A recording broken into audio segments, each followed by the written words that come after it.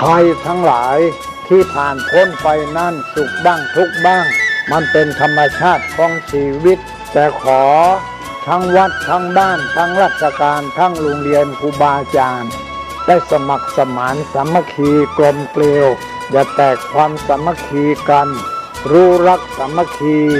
ประสานกายใจกันไว้เพราะประเทศไทยพระพุทธศาสนาเป็นศาสนาประจำชาติไทยเพราะฉะนั้นคนไทยมีคุณธรรมประจำใจประจำกายรักษากายวาจาใจให้เจริญมั่นคงเพื่อเป็นการผูกสัมพันธไมตรีโดยพรหมวิหารธรรมคือให้มีเมตตาปราณีเอื้ออารีซึ่งกันและกันไว้จะแตกความสามัคคีกันให้สัมพันธ์กายสัมพันธ์ใจในกันและกันไว้อย่าแตกความสามัคคีประเทศชาติเราก็เจริญมั่นคงเศรษฐกิจเราก็เจริญมั่นคงสังคมเราก็เจริญมั่นคง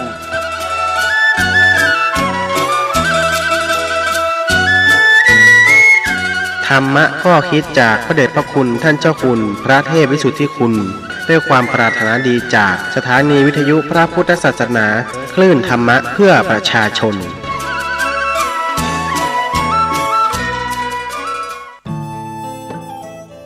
ท่านกำลังติดตามรับฟังสถานีวิทยุกระจายเสียงพระพุทธศาสนาแห่งชาติและสังคมคลื่นเพื่อการศึกษาพระพุทธศาสนาและวัฒนธรรมระบบ FM 104.5 เมกะเฮิรตซ์รายการต่อไปเป็นรายการคดีโลกคดีธรรม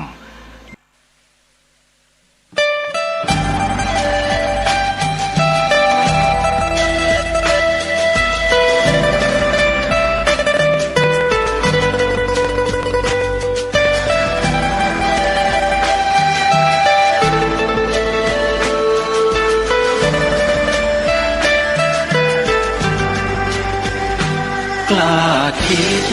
ก็ต้องกล้าท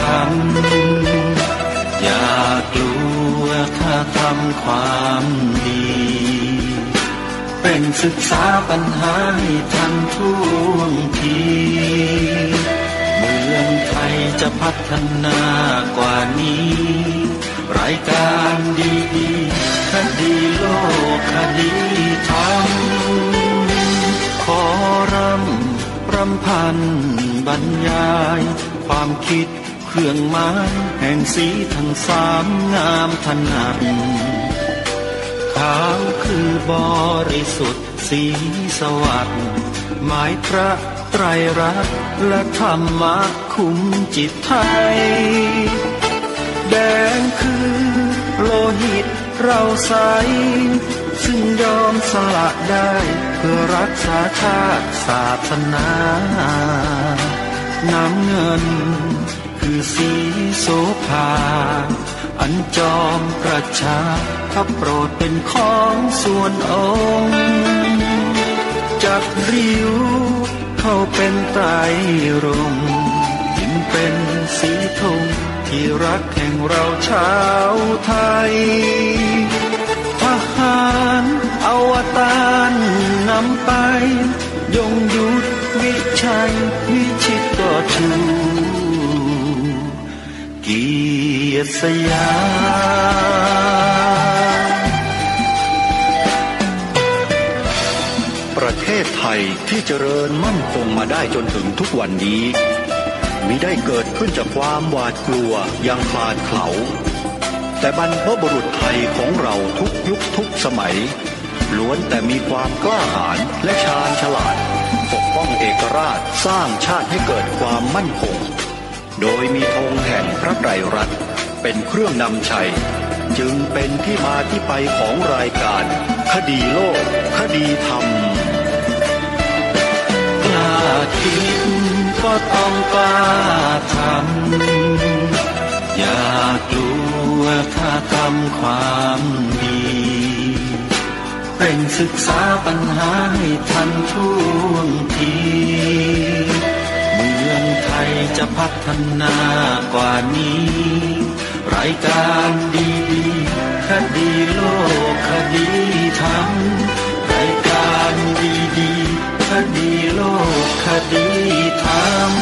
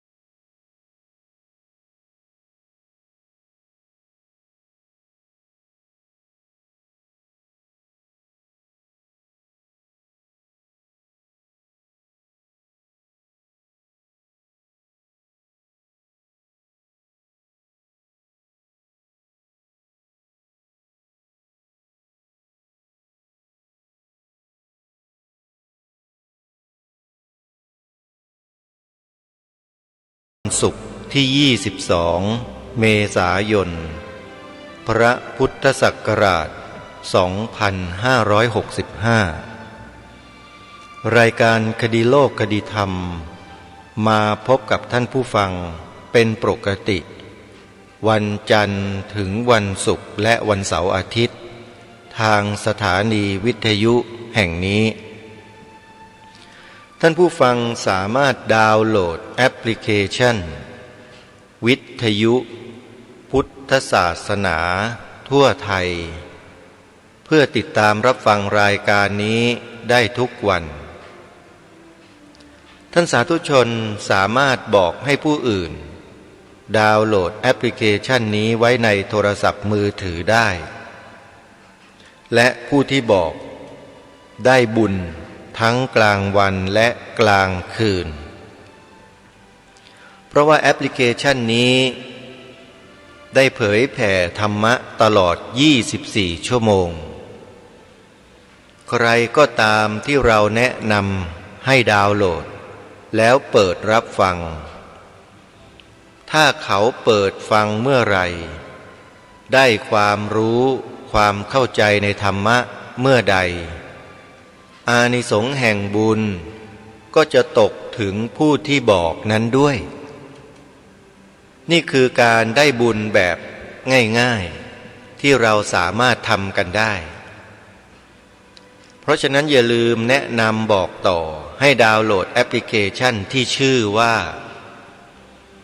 วิทยุพุทธศาสนาทั่วไทยเพียงเท่านี้เราก็เก็บเกี่ยวบุญกันตลอด24 ชั่วโมงแล้วอย่าลืมช่วยกันส่งเสริมครูบาอาจารย์ของเราที่ท่านเป็นเจ้าของสถานีวิทยุที่อยู่ภายในแอปพลิเคชันนี้ด้วยนะโยมนะโดยเฉพาะสถานีวิทยุที่นำรายการคดีโลกคดีธรรมไปออกอากาศเช่นวัดป่าจริยธรรมอำเภอนาด้วงจังหวัดเลยวัดศรีอุดมวงศ์อำเภอวังสะพุงจังหวัดเลยวัดอารามมงคลอำเภอยางตลาดจังหวัดกาฬสินธุ์วัดบ้านปลาคูนอำเภอโพนทรายจังหวัด101วัดป่าบ้านผืออำเภอรัตนบุรีจังหวัดสุรินทร์วัดสามชุกอำเภอสามชุกจังหวัดสุพรรณบุรีวัดเขาปรีดีอำเภอทุ่งสงจังหวัดนครศรีธรรมราชวัดหนองกายอำเภอแม่แตงจังหวัดเชียงใหม่วัดฝายหินอำเภอเมืองจังหวัดเชียงใหม่เป็นต้นสถานีวิทยุเหล่านี้ที่เอ่ยนามมาทั้งหมดเป็นสถานีวิทยุที่นำรายการคดีโลกคดีธรรมออนแอร์ออกอากาศทางสถานีวิทยุนั้นๆเป็นประจำทุกวันแล้วยังออกผ่านแอปพลิเคชันนี้ด้วยคือแอปพลิเคชันที่ชื่อว่าวิทยุพุทธศาสนาทั่วไทยจึงขอเรียนเชิญเจริญพรสาธุชนทุกท่านช่วยกันเผยแพร่แอปพลิเคชันนี้ให้ทั่วถึงกันเพื่อประโยชน์สุขของพวกเราปวงชนชาวไทยในปัจจุบันและอนาคตข้างหน้าเพราะการฟังข่าวสารข้อมูลธรรมะสาระที่เป็นประโยชน์มีความสำคัญอย่างมากการฟังนั่นแหละจะทำให้เราได้รู้เรื่องราวต่างๆมากมาย รู้ตัวทั้งเราเอง รู้ทั้งตัวเขา รู้เท่าเอาไว้กัน รู้ทันเอาไว้แก้ถ้ารู้ให้แน่ๆก็คือต้องฟังแอปพลิเคชันวิทยุพุทธศาสนาทั่วไทยที่มีสถานีวิทยุพระพุทธศาสนาแห่งชาติรวมกันอยู่ในนี้เปิดฟังกันให้สะดวกให้สบายด้วยแอปพลิเคชันดังกล่าวเอาละท่านสาธุชนก่อนที่เราจะไปฟังเนื้อหาสาระขององค์การศาสนาพุทธโลกต่อเนื่องจากเมื่อวานขอฝากข่าวประชาสัมพันธ์ให้ทุกท่านมีส่วนร่วมในบุญกุศลงานหล่อพระอัครสาวกพระโมคคัลลานะพระสารีบุตรกันสักครู่ด้วยวัดศรีอุดมวงศ์ตำบลศรีสงครามอำเภอวังสะพุงจังหวัดเลยจะทำการประกอบพิธีเททองหล่อพระอัครสาวก2 องค์คือพระโมคคัลลานะพระสารีบุตรเพื่อนำไปประดิษฐานภายในอุโบสถวัดศรีอุดมวงศ์เพื่อเคียงคู่กับองค์พระประธานประจำอุโบสถโดยจะประกอบพิธีเททองหล่อในวันเสาร์ที่23 เมษายนคือวันพรุ่งนี้แล้วท่านสาธุชนท่านใดมีใจเลื่อมใสมีใจศรัทธาที่จะร่วมเป็นเจ้าภาพหล่อพระอัครสาวก2 องค์ดังกล่าวท่านสามารถร่วมเป็นเจ้าภาพได้โดยการโทรศัพท์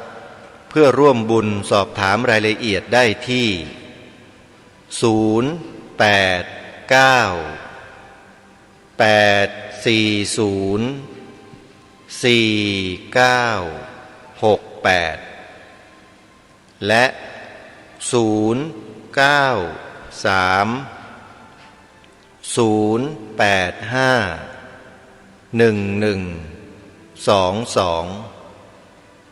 โอนปัจจัยทำบุญได้ที่ธนาคารกรุงไทยสาขาเมืองเลยเลขบัญชี403-196-3777ชื่อบัญชีพระครูอุดมวรานุวัตรเจ้าอาวาสวัดศรีอุดมวงศ์นี่คืองานบุญที่แจ้งประชาสัมพันธ์ให้ทุกท่านได้มีส่วนร่วมกันยังมีอุโบสถอีก2 วัดนะโยมนะที่กำลังก่อสร้างที่ขอเชิญชวนสาธุชนได้มีส่วนร่วมนอกจากวัดศรีอุดมวงศ์ไปแล้วก็มีวัดป่าจริยธรรมตำบลนาดอกคำอำเภอนาด้วงจังหวัดเลยซึ่งอาจารย์พระครูจริยสารธรรมหรือท่านพระอาจารย์พระครูนิรุตกำลังก่อสร้างมหาอุโบสถเพื่อใช้เป็นสถานที่ทำสังฆกรรมของสงฆ์และใช้เป็นสถานที่อบรมศึกษาเรียนรู้วิปัสสนากรรมฐานตลอดทั้งปีทั้งชาติใครที่มีส่วนร่วมจะได้อานิสงส์แห่งบุญตลอดกาลอีกวัดหนึ่งก็คืออุโบสถวัดหนองกายตำบลสันป่ายางอำเภอแม่แตงจังหวัดเชียงใหม่เป็นอุโบสถรูปทรงเจดีย์พุทธคยาซึ่งหาโอกาสสร้างกันได้ยากใครได้มีส่วนร่วมถือว่าโชคดีมากอาตมาภาพขอแนะนำให้เป็นเจ้าภาพสร้างอุโบสถ3 วัดนี้นะโยมนะร่วมด้วยช่วยกันรายละเอียดต่างๆท่านสามารถดาวน์โหลดแอปพลิเคชันวิทยุพุทธศาสนาทั่วไทยแล้วเข้าไปฟังเนื้อหาสาระของสถานีวิทยุทั้ง3 วัดนี้ได้เลยมีอยู่ในแอปพลิเคชันนี้ครบแล้วโยมท่านจะได้ฟังข้อมูลรายละเอียดต่างๆ ในการสร้างอุโบสถด้วยสถานีวิทยุของวัดนั้นๆเองขอฝากทุกท่านร่วมบุญกันในช่วงนี้อาตมาภาพมาปักหลักทำหน้าที่อยู่ที่สวนป่าสามัคคีธรรม2 วันแล้วโยมมาเพื่อสร้างถนนทางเข้าสวนป่าสามัคคีธรรมให้แล้วเสร็จอาตมาภาพยังขาดปัจจัยในการทำหน้าที่ตรงนี้อยู่อีกเป็นจำนวนไม่น้อยเลยโยมถ้าหากว่าญาติโยมสาธุชนที่ฟังรายการอยู่ในขณะนี้ถ้าต้องการจะช่วยอาตมาภาพสร้างถนนทางเข้าสวนป่าสามัคคีธรรมท่านสามารถร่วมได้โดยการโอนปัจจัยเข้ามาสนับสนุนในการสร้างถนนครั้งนี้ได้ที่บัญชีธนาคารไทยพาณิชย์สาขาบางลำพูเลขบัญชี114214987ชื่อบัญชีพระปลัดนรงฤทธิ์โยมโอนปัจจัยทำบุญเข้ามาได้เลยนะโยมนะเพราะว่าอาตมาภาพจะต้องจ่ายค่าของจ่ายค่ารถแมคโครจ่ายค่าอะไรต่อไม่อะไรที่จะทำถนนหลายรายการทอดผ้าป่าครั้งที่แล้วเมื่อวันที่16 มีนาคมนั้นได้ปัจจัยไม่ครบไม่เพียงพอวันนี้ขอโอกาสบอกบุญญาติโยมสักครั้งไม่ได้บอกบ่อยๆหรอกโยมสวนป่าสามัคคีธรรมของอาตมาภาพเนี่ยนานๆจะพูดสักทีหนึ่งทั้งที่มีสิทธิ์พูดทุกวันก็ไม่พูดเพราะเกรงใจญาติโยมและเกรงใจครูบาอาจารย์ที่เป็นหัวหน้าเป็นผู้อำนวยการสถานีวิทยุต่างๆเดี๋ยวจะถูกมองว่าเป็นนักฉวยโอกาสจริงๆแล้วไม่ได้เป็นคนเช่นนั้นเลยครูบาอาจารย์แล้วก็ญาติโยมสาธุชนฮะเป็นคนที่ไม่ชอบเลยที่จะประกาศเชิญชวนญาติโยมให้มาบริจาคให้ตัวเองเนี่ยไม่ชอบเลยโยม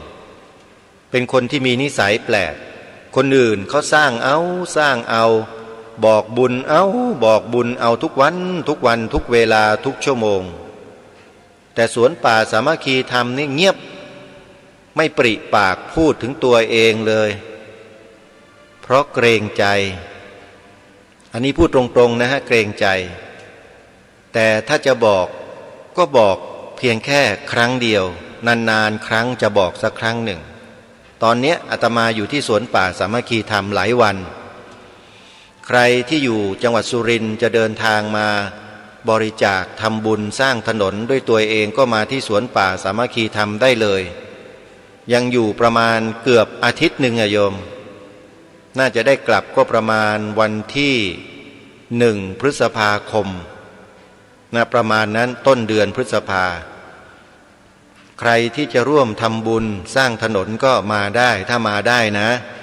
แต่ถ้ามาไม่ได้โอนปัจจัยนะโยมธนาคารนะธนาคารไทยพาณิชย์สาขาบางลำพูเลขบัญชี114219897ขออนุโมทนาบุญกับทุกท่านช่วงนี้ได้เวลาที่เราจะได้ไปสดับรับฟังเนื้อหาสาระขององค์การศาสนาพุทธโลกต่อเนื่องจากเมื่อวานซึ่งอาตมาภาพเป็นพิธีกรบนเวทีเสวนาในงานวันครอบครัวทอดพระป่าสามัคคีที่วัดสามชุกเมื่อวันที่14 เมษายนที่ผ่านมาในช่วงต่อจากนี้ไปจะได้มาฟังเสียงของท่านอาจารย์สะท้อน สืบดา ซึ่งเป็นผู้หนึ่งที่เป็นกำลังสำคัญในการก่อตั้งองค์การศาสนาพุทธโลกตอบคำถามที่อาตมาภาพถามบนเวทีลองมาฟังพร้อมๆกันดูว่าท่านจะตอบปัญหาที่อาตมาภาพถามอย่างไรไปติดตามรับฟังพร้อมๆกันได้นะบัดนี้พระสงฆ์เราเนี่ยบางทีพลาดพลั้งไปแล้วก็เป็นบุคคลที่อาจจะถูกสังคมมองในลักษณะที่ไม่มีความหมายอะไรในลักษณะอย่างนั้นนะฮะแต่ยังมีอีก2บริษัทที่สามารถจะกอบกู้พระพุทธศาสนาเนี่ยให้เข้มแข็งได้ก็คืออุบาสกบริษัทกับอุบาสิกาบริษัทตรงนี้อยากให้อาจารย์สะท้อนได้พูดถึงหน่อยสิว่ามันเป็นไปได้หรือเปล่าหรือยังไงยังต้องอาศัยพระสงฆ์อยู่ด้วยไหมหรือจะต้องใช้แค่เฉพาะอุบาสกอุบาสิกาอย่างเดียวหรืออย่างไรโยมอาจารย์สะท้อนเชิญครับ กราบนมัสการพระเดชพระคุณพระเถรานุเถระ และอุบาสกอุบาสิกาทุกท่านนะครับวันนี้สะท้อนสืบดาอดีตเจ้าวาดวัดหนองว่าอดีตเจ้าคณะตำบลบ่อพลอยอดีตพระอุปชาอดีตพระครูสัญญบัตรตอนนี้มาทำงานเกี่ยวกับเรื่องสำคัญยิ่งในชีวิตเพราะชีวิตเรานี่ไม่น้อยแต่ก็ไม่มากถ้าทำถูกก็ถือว่าสำคัญแต่ถ้าทำผิดก็ไม่สำคัญชีวิตของเรานี่มันเหลือนิดเดียวโดยเฉพาะผมเนี่ยเข้า70มาแล้ว 8-9 เดือนแล้วจะตายเมื่อไหร่ไม่รู้ก็เลยมาเจอคนสำคัญเมื่อสมัย40 กว่าปีที่แล้วนั่นก็คือหมอนรงค์เพื่อนกันมานานแล้วเจนบอลถ้าไม่เจอสองเซลล์นี่นะงานไม่เดินสาเหตุก็เพราะว่ามาจากอาจารย์บรรจบโปในเรื่องใหญ่อีกแล้วหมายถึงอาจารย์บรรจบเป็นคนจุดประกายใช่เอาทำไมอีกล่ะมันเรื่องใหญ่มันเรื่องอะไรกับผมอีกล่ะเชิญเลยมันเรื่องใหญ่สิงานนี้ทุกคนเขาฝากให้ปู่คนเดียวมาเกี่ยวอะไรกับผมผมก็เถียงสิต้องเกี่ยวสิเชิญบอลปู่ต้องไปหาวอรูมให้ได้ในเร็ววันนี้วอรูมมันคืออะไรล่ะก็ที่พักพิงของพระพุทธเจ้าหรือพระสงฆ์ไงเพราะตอนนี้สถานที่ประชุมสถานที่ปฏิบัติงานทางพุทธศาสนานี่มันไม่มีเชิญบอลปู่ต้องไปหามาให้ได้บังเอิญไปเจอพวกเพื่อนกันนั่นก็คือหมอสำเร็จก็เลยเจอกันว่าเรื่องของเรื่องมันเป็นอย่างนี้นะท่านคือตอนนี้นะภัยเนี่ยมันมาแรงแล้วท่านก็ทราบดีภัยมันมารุนแรงแล้วท่านก็ทราบดีไม่ว่าจะเป็นเพศก็ดีเป็นลายก็ดีสารพัดอย่างมันมีครบอยู่แล้วท่านจะต้องมาช่วยกันดูแลงานนี้แล้วมันคืออะไรล่ะก็ยังไม่รู้อีกนะก็ตอนนี้มันไม่มีสถานที่จะไปอบรมไม่มีสถานที่ประชุมสัมมนาเนี่ยจะทำยังไงกันดีคุยกันไปคุยกันมาหมอสำเร็จก็เลยบอกว่าผมมีอยู่ที่หนึ่งจะเอาไม่เอาไม่รู้นะนั่นก็คือตึกมีอยู่8 ชั้นท่านซื้อเอาไว้นานแล้วไม่ได้ใช้งานนั่นก็คือมีเหตุที่ไปที่มาของตึกอริยมรรคมีองค์8ก็เลยพากันไปดูจำไม่ได้เมื่อวานนี้ดร.เอกอธิบายไปแล้วพากันไปดูคืนนั้น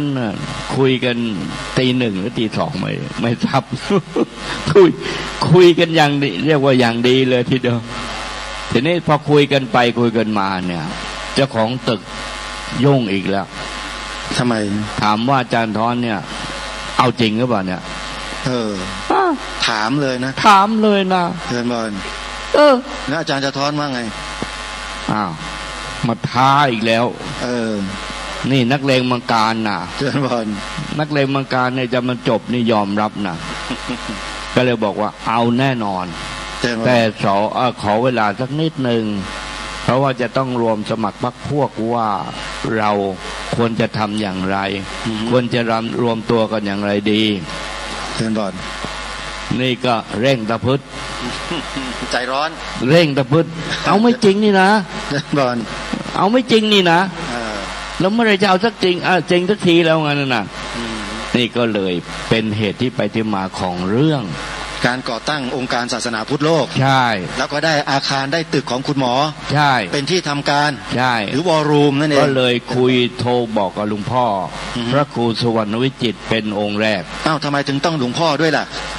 เพราะว่าเคยทำงานร่วมกันมาผมเคยมาอบรมนักปฏิบัติธรรมที่นี่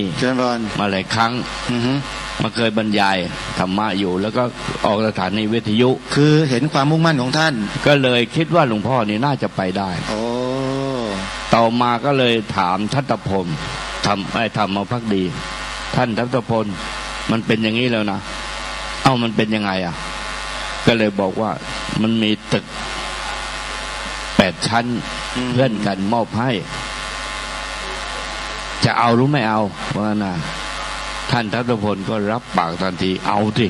กำลังหาอยู่พอดีเนี่ยก็เป็นเหตุที่ไปที่มาแล้วก็ไปประชุมกันที่ตึก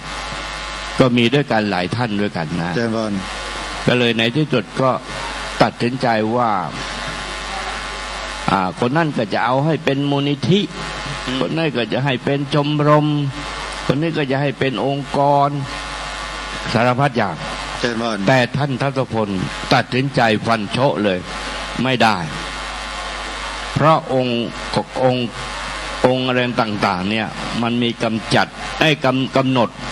เรื่องของการปฏิบัติงานโดยเฉพาะมูลนิธิเนี่ยมีข้อกำหนดหลายเรื่องแต่ถ้าหากว่าองค์การเนี่ยมันมีกฎหมายรองรับเป็นอิสระมีกฎหมายก็รองรับในมาตรา42ประชาชนมีสิทธิ์รวมตัวตั้งเป็นองค์การทั่วประเทศและทั่วโลกได้ข้อปฏิบัติก็คือมาตรา41ประชาชนสามารถเข้าถึงข้อมูลข่าวสารของทางราชการวรรคที่2ถ้าประชาชนข้องใจว่าราชการกระทำไม่ถูกต้องมีข้อสงสัยเช่นเนี่ยถนนเส้นเนี้ยทำไมมันสร้าง10 ล้านทำไมมันนิดเดียวเองประชาชนสามารถเข้าชื่อ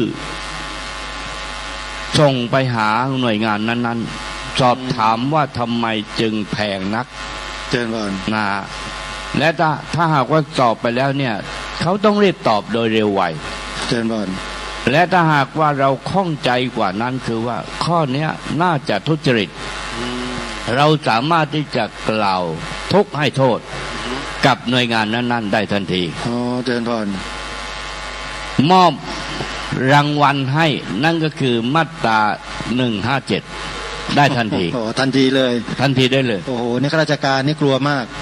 157นี่มอบได้ทันทีเพราะอะไรเพราะคุณทำผิดถ้าคุณทำผิดคุณก็โกงเขาสิและมีข้อมาตราสนับสนุนอยู่อีก2 อย่างนั่นก็คือมาตรา63กับมาตรา78 2มาตรานี่คล้ายๆกันคือถ้าหากว่าเรากระทำงานเพื่อปกป้องการกระทำทุจริตหน่วยงานราชการทุกหน่วยงานจะต้องให้การดูแลให้การสนับสนุนองค์การของเราให้ความร่วมมือต้องให้ความร่วมมือแต่ถ้าหากว่าไปคัดค้านหรือไปไม่ให้ความร่วมมือนะเราสามารถที่จะมอบรางวัลให้อีก157ได้อีกนะครับอันนี้ผมเรียนมาจากท่านทัตพลนะเพราะท่านอบรมผมประจำเชิญบอลงั้นจะบอกว่าองค์การศาสนาพุทธโลกนี่ที่ใช้ชื่อนี้ก่อตั้งเกิดขึ้นมาก็เพราะท่าน อันนี้ไง อ๋อนั่งอยู่นี่ เนี่ยตรงตัวการ เดี๋ยว เดี๋ยวขออนุญาตเพิ่มเติม พาดพิงนิดนึงเชิญ ตัวการ คืออย่างนี้ฮะ เชิญนะ ท่านอาจารย์สะท้อนได้นำเรียนมาแล้วนะฮะก็องค์กรต่างๆสมาคมต่างๆเนี่ยอยู่ในข้อกฎหมายของรัฐบาลที่จะกำกับดูแล เชิญพร แต่การทำงานของเราเนี่ยเราใช้กฎหมายรัฐธรรมนูญปีพ.ศ. 2560 เชิญพร เป็นที่รองรับขององค์การศาสนาพุทธโลก เพราะฉะนั้นองค์การศาสนาพุทธโลกเนี่ยเราเป็นองค์การอิสระที่ไม่ได้อยู่ภายใต้รัฐบาล อ๋อ นะครับเราไม่ได้อยู่ภายใต้รัฐบาล อ่าฮะ แล้วเราอยู่ภายใต้กฎหมายรัฐธรรมนูญสามารถดำเนินการกิจการตามมาตราที่ท่านอาจารย์สะท้อนได้นำเสนอมาแล้ว 42 ครับแล้ว42416378แล้วถ้าเกิดหน่วยราชการใดไม่ทำตามวัตถุประสงค์ของกฎหมายรัฐธรรมนูญ เชิญพร เราก็แจกรางวัล แจกรางวัลให้ได้ ครับวิธีการแจกรางวัลเราก็ไม่อยากมีศัตรูเหมือนที่คุณหมอบอกแม้แต่รายเดียว ทำยังไง เพราะฉะนั้นเราก็ต้องพูดคุย พูดคุย กับส่วนราชการ อ๋อ นะฮะเราพูดคุยกับส่วนราชการอย่างเช่นว่าเสาไฟฟ้าที่วัดอะไรนะ หนองปลาไหล วัดหนองปลาไหลอำเภอ หนองปลือ หนองปือเขาปักเสาผ่ากลางวัดเนี่ยมาประมาณ30 ปีได้ไหม 38 ปี 38 ปีทั้งแรงสูงทั้งแรงต่ำโยงใยไปทั่วกัน โอ้ ครับถ้าเป็นอย่างนั้น อ่าฮะ ท่านอาจารย์สะท้อนก็ได้เสนอมาที่ผมดูแล้วเนี่ยเกี่ยวข้องกับใคร เราก็ออกหนังสือถึงผู้ว่าการไฟฟ้าส่วนภูมิภาค เชิญพร ว่ามีเหตุการณ์แบบนี้คุณต้องนำออกจากวัดด้วยเหตุอย่างนี้ เชิญพร ประมาณจดหมายไปถึงผู้ว่าประมาณ 7-8 วัน 7 วัน ท่านอนุมัติเลย โอ้ สั่งการมา เชิญครับ ที่การไฟฟ้า ในนามของ กาญจน อง บุ ค์ รี การในนามขององค์ อ๋อ การ นั้นอีกองค์การที่ผมดูแลตรวจสอบปราบปรามทุจริต เชิญพรเชิญพร ผมเป็นประธานคณะกรรมการอีกหน่วยงานหนึ่งนะครับ เชิญพร โดยท่านพลเอกทวชชัยสมุทรสาครเป็นที่ปรึกษากิตติมศักดิ์ เชิญ นะครับ พร ก็ประมาณ7 วัน 7 วัน แล้วก็ดำเนินการประมาณ 3 เดือน 3 เดือน ตอนนี้ใช้การได้แล้ว เสร็จเรียบร้อย อดีตแม่ทัพภาค อันนั้นท่านพลเอกทวชชัยอดีตแม่ทัพภาค เชิญพร 2เป็นประธานที่ปรึกษากิตติมศักดิ์ตรวจสอบปราบปรามทุจริต 2สำเร็จเรียบร้อยทุก เรี ป ย ระ บร้ กา อย ร แล้ว สำหรับเรียบร้อย โอ้ นะ นี่ ครับ คือตัวอย่าง ครับ อันนี้ตัวอย่าง แล้วมีอีกตัวอย่างหนึ่งวัดอะไรนะฮะ วัดหนองตายอด น้องแต่ยอดที่ไม่มีทะเบียนในสำนัก ตำบลวังไผ่ ไม่มีทะเบียน อำภอห้วยกระเจ้า ไม่มีชื่อ เรื่องของเรื่องมันเป็นอย่างนี้ ครับ วัดนี้มีโฉนดที่ดิน เชิญพ ครั ร บ มีนส3ไม่ใช่ มีวิสงครามมาเทมา เชิญพร เจ้าว่าก็เป็นเจ้าว่าถูกต้อง และเป็นเจ้าคณะตำบล ครับ เป็นอุปชฌาย์เป็นพระครูสัญญบัตร เชิญพร อยู่ดีๆ ตัดชื่อออกเฉย ชื่อไม่อยู่ในสำนักพุทธ อ้าว ก็ตัดสิทธิ์หมดทุกเรื่อง เชิญพร เช่น ปกติแล้วเจ้าว่าจะต้องได้นิตยพัฒน์ เชิญพร ภาษาชาวบ้านเขาเรียกว่าเงินเดือน เชิญพร ก็ตัดไปแล้ว อ่า ตั้งแต่ประมาณปี 2552 เชิญพร และในขณะที่ตัดสิทธิ์ไปแล้วเนี่ยนะ พระจะสอบในนามของวัดหนองตายอดไม่ได้ เพราะไม่มีชื่อในทะเบียน ในทะเบียน เชิญพร ก็เจ้าวาดเจ้าคณะตำบลเจ้าคณะอำเภอเจ้าคณะจังหวัดวิ่งเต้นมาเป็นเวลา ตั้งแต่นั้นมาเป็น10 ปี เชิญพร ผมไปวิ่งประมาณ3 เดือนหรือ6 เดือน ตอนนี้เข้าชื่อได้แล้ว โอ้ เข้าชื่อได้เมื่อวันที่1 ธันวา 2564 เรียบร้อยแล้ว ครับ คือเหตุเนี่ย เชิญพร อย่างเช่น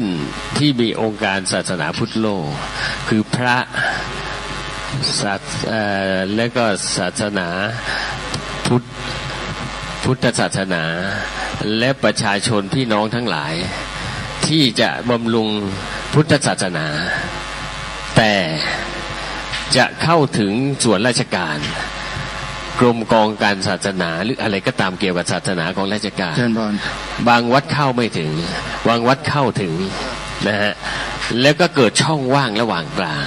อย่างเช่นเรื่องวัดที่ตกสำรวจเดิมทีเนี่ยวัดอยู่ของกระทรวงศึกษาธิการจากกระทรวงศึกษาธิการก็มากรมศาสนา แต่ในระหว่างเดินทางชื่อของกระทรวงศึกษากรมศาสนา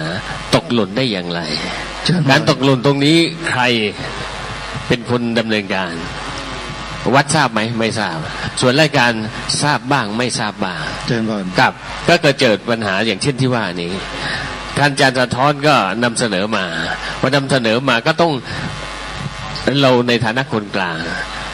เราก็ต้องดูข้างซ้ายดูข้างขวาหลักๆของเราไม่มีศัตรูแม้แต่คนเดียวท่านคุณพ่อสำเร็จบอกมาเพราะฉะนั้นเราก็ต้องพูดคุยกับทางวัดทำความเข้าใจพูดคุยทางราชการทำความเข้าใจและให้คุณดำเนินการ1 2 3ตามนี้สำเร็จแต่ถ้าไม่สำเร็จ157ครับมอบให้เราดำเนินการตามนี้ครับท่านทัตพลอาจารย์สะท้อนพูดเรื่องนี้ขึ้นมายกตัวอย่างขึ้นมามันเห็นภาพชัดเลยนะว่ามันสามารถดำเนินการให้ถูกต้องได้สำเร็จได้ด้วยนี่คือตัวอย่างตัวอย่างที่องค์การศาสนาพุทธโลกกำลังก่อตั้งขึ้นแล้วก็จะช่วยทำในสิ่งที่มันคลุมเครือเหล่านี้นะให้มันถูกต้องเหมาะสมและก็ไร้ศัตรูอย่างที่ท่านทัตพลพูดเมื่อสักครู่นี้มันมีวิธีการของมันอยู่เชิญพรเพราะว่าวัดเนี่ยมันมี2 อย่างเชิญพรวัดที่เป็นวัดถูกต้องก็มีเชิญพรวัดที่ไม่ถูกต้องก็มีที่ถูกต้องที่ไม่ถูกต้องเป็นยังไงที่ถูกต้องคืออย่างเช่นวัดหนองไอ้สำชุกเนี่ยคือมีโฉนดที่ดินเชิญพรมีวิสุงคามมาสีมามีเจ้าวาดครบถ้วนเชิญพรแต่วัดที่ไม่มีสิ่งเหล่านี้ถือว่าเป็นวัดเถื่อนเป็นวัดเถื่อนนะเชิญพรเวลานี้เช็คดูแล้วว่าวัดทั้งหมดในประเทศไทยมีอยู่ 43,000 กว่าวัดเชิญพรที่ถูกประมาณ 20,000แต่ที่ผิดอีก 23,000 กว่าวัดเวลานี้นะเพราะอะไรเพราะว่าเจ้าวาดไม่สามารถจะเข้าถึงหน่วยงานของรัฐเชิญพรเช่นจะขอไปทำใบที่ดินเจ้าวาดไปหาสำนักงานที่ดินก็บอกหลวงพ่อเขาไม่ให้ทำไม่ได้พูดแค่นั้นน่ะพูดอย่างนี้เลยหลวงพ่อก็กลับวัดทีนี้วัดนั้นน่ะเป็นชื่อของวัดจริงมีเจ้าวาดได้จริงแต่จะไปขอเอกสารสิทธิ์เช่นน.3 เช่นโฉนดนี่ขอไม่ได้เชิญพรเพราะว่าเขาไม่ให้ขอวัดนั้นถือว่าเป็นวัดเถื่อนเพราะที่ดินไม่เป็นของวัดเชิญพรเราจะทำงานนี้เมื่อตั้งองค์การเสร็จเรียบร้อยเราจะทำดำเนินการให้ถูกต้องตามกฎหมายโดยอาศัยประธานใหญ่คือท่านทัตพลเชิญท่านทัตพลจะทำยังไงเชิญครับเชิญพรทำยังไงในเรื่องนี้ก็เป็นปัญหาใหญ่ของประเทศเหมือนกันนะครับเพราะว่าวัดแต่ละวัดเนี่ยที่บอกคือไม่มีโฉนดพอไม่มีโฉนดก็หลายเรื่องที่ไม่ไปตามกฎระเบียบของกฎหมายและระเบียบกฎประเพณีวัฒนธรรมที่สืบต่อกันมาช้านานอย่างเช่นว่าศาสนาพุทธเนี่ยมีประเพณีวัฒนธรรมที่สืบมานั่นก็คือกฎหมายแล้วก็กฎหมายของสงฆ์พรบสงฆ์ก็คือกฎหมายแต่ประเด็นก็อยู่ว่าความที่จะเข้าถึงในองค์การของรัฐเนี่ยไม่ถึงเพราะฉะนั้นในจุดนี้เนี่ยเราต้องมาดูว่ากฎหมายที่ดินพรบสงฆ์เขาว่าอย่างไรบ้างกฎหมายที่ดินว่าอย่างไรบ้างแต่กฎหมายที่ดินกับพรบสงฆ์พรบสงฆ์เนี่ยถ้าวัดที่ตั้งก่อนพศ2000ไม่ถึง500นะฮะ97 94 92อะไรเนี่ยนะฮะกับคือพรบสงฆ์เนี่ยเป็นที่ประกาศกฎหมายเป็นพระราชบัญญัติแต่อย่างเช่นสปก.ประกาศพื้นที่นี้เป็นสปก.รวมทั้งวัดไปด้วยเชิญพรแต่ประกาศหลังจากที่พรบสงฆ์ออกไปแล้วเชิญพรเช่นกันที่ทหารที่กรมธนารักษ์ที่ป่าไม้ที่อุทยานถ้าวัดนั้นที่ตั้งก่อนพรบสงฆ์ประกาศไว้เรียบร้อยคือคุ้มครองแล้วที่ดินวัดที่นั้น ไม่ได้เป็นที่ดินของป่าไม้หรือของอุทยานหรือของทหารหรือของกรมธนารักษ์แม้แต่วินาทีเดียวนะครับต้องเข้าใจความหมายตรงนี้นิดนะฮะเรื่องกฎหมายเพราะว่าทางพบสงฆ์นี่เขาไว้คุ้มครองไว้เรียบร้อยหมดแล้วนะฮะฉบับที่1ที่2ที่3นะฮะเขาคุ้มครองเรียบร้อยหมดแล้วเพราะฉะนั้นเนี่ยในจุดที่วัดแต่ละวัดบางวัดก็ทราบบางวัดก็ไม่ทราบนะครับประมาณนี้นะฮะเลยเราก็มีองค์การศาสนาพุทธโลกและมาได้คุณหมอสำเร็จเนี่ยเขาถวายชีวิตนี้ที่เหลือให้กับพระพุทธเจ้าแล้วโอ้สาธุดังๆหน่อยสาธุสาธุสาธุเพราะฉะนั้นเนี่ยที่เขาถวายแล้วเนี่ยประเด็นหลักก็คืออะไรก็ได้ทำได้หมดเกี่ยวกับศาสนาโอ้สาธุขอให้บอกขอสาธุเพราะฉะนั้นในองค์การเราเนี่ยแม้แต่พุทธศาสนิกชนที่อยู่ที่บ้านที่ดูที่บ้านทั่วโลกหรือทั่วประเทศท่านสามารถติดต่อเกี่ยวกับเรื่องร้องทุกข์ร้องเรียนเกี่ยวเรื่องที่เราพูดคุยกันเกี่ยวกับศาสนาได้ทุกเรื่องนะครับได้ทุกเรื่องนะฮะครับได้ทุกเรื่องและเดี๋ยวก็จะมีเจ้าหน้าที่ในส่วนของเราเนี่ยจะไปเป็นพี่เลี้ยงจะไปดูแลว่าเหตุการณ์นี้ต้องแก้ไข1 2 3นะอันนี้4 5 6นะอันนี้ไม่ถูกต้องนะอันนี้เป็นศัตรูเราจะไม่พูดถึงศัตรูคือใครเราก็ยังไม่ทราบเพราะฉะนั้นเราจะไม่พูดถึงใครทั้งสิ้นที่เป็นศัตรูกับเราคนที่เป็นศัตรูที่สุดกับตัวเราคือตัวเราเองนี่เองเพราะเราต้องต่อสู้กับตัวเราศาสนานิกชนชาวพุทธเนี่ยต่อสู้ตัวเราเองให้ได้นะฮะว่าเราเป็นชาวพุทธเราต้องมีหน้าที่ทำอะไรบ้างเดี๋ยวคุณหมอก็จะพูดวันต่อไปประมาณนี้ครับเชิญก่อนเชิญคุณหมอถ้าเรื่องเกี่ยวกับเรื่องกฎหมายก็เรามีทีมกฎหมายก็มีท่านชัดเจนแล้วที่ดำเนินการเกี่ยวกับเรื่องกฎหมายเมื่อกี้ผมมีเพื่อนรักอีกคนหนึ่งเป็นผู้พิพากษาพอดีมาตรงนี้พอดีเพื่อจะได้ให้ท่านได้ชี้แจงเรื่องข้อกฎหมายหรือให้ดูหน้าดูตาก่อนว่าเรามีทีมมือกฎหมายเป็นกรรมการในองค์การเป็นองค์การในองค์การด้วยท่านเป็นผู้พิพากษาท่านอ้อนะเชิญพรเชิญฮะเชิญพรเดี๋ยวจะเชิญที่เก้าอี้เลยคุณโยมฮะเชิญพรแนะนำตัวเลยฮะท่านผู้ชมกำลังชมอยู่ก็ฮัลโหลครับเป็นเพื่อนรักกับหมอนะครับหมอของเรานะครับแล้วก็ตอนนี้ก็เป็นอดีตแล้วเป็นอดีตผู้พิพากษาปรากฏเกษียณแล้วนะครับตอนนี้กับก่อนผมอยู่ที่ศาลแรงงานนะครับท่านชิดโชคสิงหรานะครับท่านชิดโชคสิงหรานะครับก็ตอนนี้ท่านเรียนเชิญมาว่าให้มาช่วยตรงนี้ด้วยตอนนี้ผมมีคณะกรรมการของกฎหมายครับกฎหมายอยู่ก็จะมีก็กลุ่มทนายความนะครับกลุ่มทนายความของเรามีทั่วประเทศรุ่นเดียวกันมีทั่วประเทศแล้วเราก็พร้อมที่จะมาช่วยเหลือตรงนี้ได้สาธุเรื่องกฎหมายอะไรต่างๆของสาธุคือธรรมดาแล้วเนี่ยฮะศาสนาทุกศาสนาต่อให้เราเป็นคนดีทุกคนนะแต่ว่าบางครั้งเนี่ยก้าวล่วงเรามากเกินไปเราก็ต้องมาช่วยกันนะครับผมอยากให้พี่น้องชาวพุทธมาช่วยกันนะครับมาช่วยกันทุกท่านเพื่อดำรงศาสนาพุทธของเราไว้เพราะประเทศไทยเราเนี่ยเป็นศาสนาพุทธเป็นศาสนาประจำชาตินะครับแล้วก็หมอมาเรียนถ้าปั๊บผมก็รีบมาเลยครับมาช่วยกันเชิญพรครับอันนี้ก็มือกฎหมายเกินผู้พิพากษาขอถามท่านผู้พิพากษาหน่อยเถอะแล้วก็คุณโยมทัตพลด้วยนะพระราชดำรัสที่มีปรากฏเป็นหลักฐานอยู่ในประชุมประกาศรัชกาลที่4เป็นหลักฐานทางประวัติศาสตร์ของเราเนี่ยที่พระองค์ท่านพระราชดำรัสไว้เป็นกฎหมายไหมคือถ้าเผื่อว่าในบัญญัติไว้นะฮะบัญญัติไว้นี่มีตัวลายลักษณ์อักษรเป็นกฎหมายอยู่เป็นกฎหมายเป็นพระราชบัญญัติเป็นกฎหมายทีนี้จะมาภาพจะขออัญเชิญมาแล้วกันนะความตอนหนึ่งมีหลักฐานอยู่นะคุณหมอแล้วคุณโยมทัตพลท่านผู้พิพากษารัชกาลที่4ตรัสไว้พระนครนี้เป็นถิ่นที่ของคนนับถือพระพุทธศาสนามาแต่เดิมไม่ใช่แผ่นดินของศาสนาอื่นคนที่ถือศาสนาอื่นมาแต่อื่นก็ดีอยู่ในเมืองนี้ก็ดีจะโทมนัสน้อยใจด้วยริษยาแก่พระพุทธศาสนาเพราะบูชาอันนี้ไม่ได้ด้วยไม่ใช่เมืองของศาสนาตัวเลยถ้าโทมนัสก็ชื่อว่าโลภล่วงเกินไป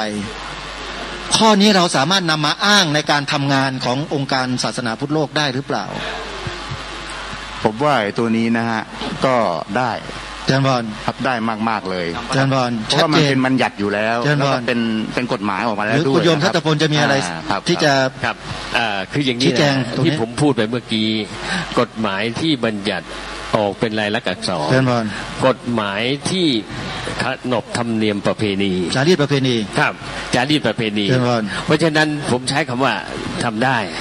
เสร็จแล้วประเด็นต่อไปก็ว่าแล้วก็ใช้กฎหมายปัจจุบันและกฎหมายรัฐธรรมนูญมาเป็นองค์ประกอบอีกครั้งหนึ่งและก็ดำเนินการไปนะครับประมาณนี้เชิญพรครับผมครับนะโหอนุโมทนาสาธุอันนี้สำคัญมากต้องใช้มาประกอบซึ่งกันและกันตรงนี้คำพระราชดำรัสเหมือนกันเชิญพรก็พระองค์ตอนนั้นก็ปกครองโดยส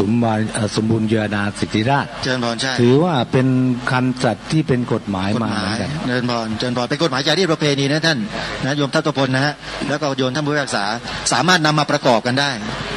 เจริญพรเพราะฉะนั้นองค์การศาสนาพุทธโลกที่ก่อตั้งขึ้นมาตามหัวข้อที่เราเสวนากันในช่วงแรกของช่วงเช้านี้เนี่ยชัดเจนนะโยมว่าเป้าหมายและบทบาทที่ทางองค์การจะทำให้กับชาวพุทธกับพระสงฆ์ที่เป็นประชากรส่วนใหญ่ของประเทศ 95% ซึ่งเป็นสิทธิตามกฎหมายรัฐธรรมนูญชัดเจนเพราะฉะนั้นกระบวนการวิธีการต่างๆนั้นคณะกรรมการขององค์การศาสนาพุทธโลกซึ่งมีผู้เชี่ยวชาญในด้านกฎหมายผู้ที่เกี่ยวข้องต่างๆนั้นพร้อมที่เราจะทำงานขับเคลื่อนองค์การนี้ให้เป็นประโยชน์ต่อประเทศชาติพระพุทธศาสนาและสถาบันพระมหากษัตริย์ทั้ง3สถาบันแน่นอนอยู่แล้วเชิญทัตพลท่านโยมท่านจะมีอะไรเพิ่มเติมเชิญพรพอดีมีเพื่อนผมอีกท่านหนึ่งเพราะว่าที่ร้อยตรีดร.อมรพิกุลงามโชติอันนี้ดร. 5 ใบกฎหมายมหาชนเพราะของเราจะออกทั่วโลกนะครับเลยผมว่าได้เชิญท่านมาเป็นที่ปรึกษากิตติมศักดิ์กฎหมายมหาชนขององค์การศาสนาพุทธโลกและท่านก็อยู่หน้าที่นี้แล้วเดี๋ยวว่าจะเรียนเชิญท่านมาพูดคุยเพราะว่าขออนุญาตเรียนเชิญร้อยตรีว่าที่ร้อยตรีดร.อมรนะฮะเชิญพรดร.